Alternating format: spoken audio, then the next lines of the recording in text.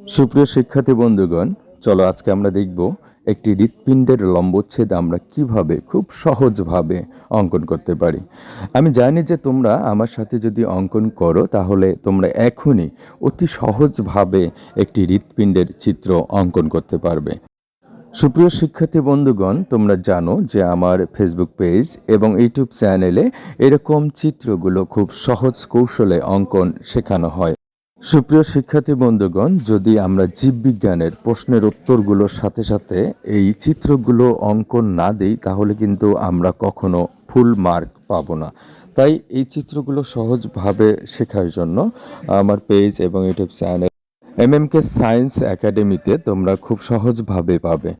সুপ্রিয় শিক্ষার্থী বন্ধুগণ, ইউটিউব চ্যানেলে প্লে লিস্ট আকারে এই লম্বচ্ছেদের চিত্রগুলো সহজ কৌশলে অঙ্কনের একটি আলাদা পার্ট আছে, তোমরা দেখে নিতে পারো। ধন্যবাদ।